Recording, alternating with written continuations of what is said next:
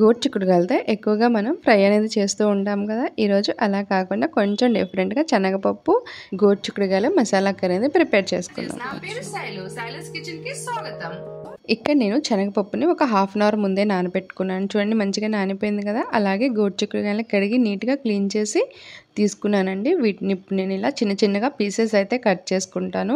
ఇలా చిన్నగా చేసుకుంటే త్వరగా అయిపోతుంది కదా. సో ఇలా చేసుకొని పక్కన ఉంచుకొని ఆ పైన ఒక ఆనియన్ తీసుకొని దాన్ని కూడా ఒక చిన్న చిన్న ముక్కలుగా అయితే కట్ చేసుకుంటానండి. అలాగే ఇక్కడ ఒక బౌల్ తీసుకొని దాంట్లోకి వాటర్ అనేది యాడ్ చేసి ఆ వాటర్లోకి మనం గోరుచిక్కుడుకాయల ముక్కలు అనేది కట్ చేసుకున్నాం కదా, అవి వేసుకొని ఇలా 2 పొంగులు వచ్చేంత వరకు మరిగించుకుందాం. ఆ పైన కొంచెం శనగపప్పు నానబెట్టుకున్నాం, ఆ శనగపప్పును కూడా ఇక్కడ యాడ్ చేసుకొని అలాగే కొంచెం సాల్ట్ అండి, మరీ ఎక్కువ కాదు, ఇలా మిక్స్ చేసి మూత పెట్టేసి కొంచెం సేపు అయితే ఉడికించుకుందాం. చూడండి ఇక్కడ చూపించిన విధంగా ఇలా పప్పు పట్టుకొని చూస్తే తెలుస్తుంది ఉడికిపోయింది కదా. దీన్ని ఇప్పుడు ఒక స్టెయినర్లోకి అయితే తీసుకుంటానండి.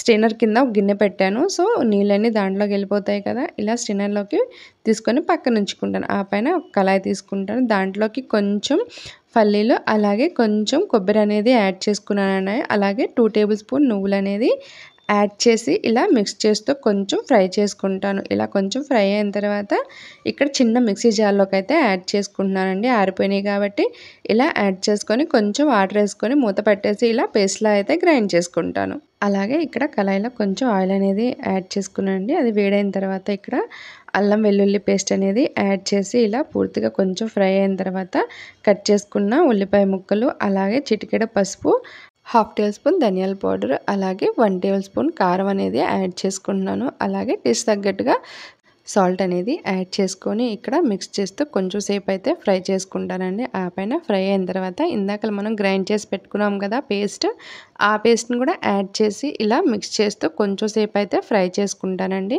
ఇలా ఫ్రై అయిన తర్వాత దీంట్లోకి half table spoon garam masala వేసి మళ్ళీ మిక్స్ చేస్తూ కొంచెం సేపు అయితే ఫ్రై చేసుకుంటాను. చూడండి పేస్ట్ అనేది బాగా ఫ్రై అవ్వాలండి, అలా అయితేనే బాగుంటుంది. ఇలా ఫ్రై అయిన తర్వాత దీంట్లోకి ఇక్కడ మనం ఉడికించి పెట్టుకున్నాం కదా గోరుచిక్కుడు ముక్కలను శనగపప్పు, వాటిని కూడా యాడ్ చేసి ఇలా మిక్స్ చేసేసి కొంచెం సేపు అయితే మూత పెడదామండి. ఎందుకంటే ఈ మసాలా మొత్తం ముక్కలకి పట్టాలి కదా. ఒక 2 మినిట్స్ తర్వాత ఇలా మూత మిక్స్ చేస్తూ కాసేపు అయితే ఫ్రై చేసుకోవాలండి. ఆ పైన ఇక్కడ చూడండి మంచిగా ఫ్రై అయింది కదా, దీంట్లోకి కొంచెం వాటర్ వేసుకుందామండి.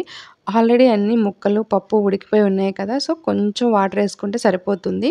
గ్రేవీ కావాలనుకుంటే లేదంటే స్కిప్ చేయొచ్చు. సో చూడండి ఇక్కడ మూత పెట్టేసి కొంచెం సేపు ఉడికించుకున్నాం కదా, ఈ నీరు అనేది మొత్తం లాగేసిందండి. ఇలా మిక్స్ చేస్తూ కొంచెం సేపు అయితే ఫ్రై చేసుకోవాలి. చూడండి ఇక్కడ ఆయిల్ అనేది కొంచెం పైకి తేలుతుంది కదా, ఈ విధానంగా ఫ్రై అయితే సరిపోతుందండి. చూడండి కర్రీ అనేది చాలా టేస్టీ అండ్ యమ్మీగా ఇలా రెడీ అయిపోయింది. మనకి ఎప్పుడైనా లైట్గా మసాలా ఉన్న కర్రీ తినాలనిపిస్తే ఇలా శనగపప్పు గోరుచిక్కులు అనేది ట్రై చేయొచ్చండి.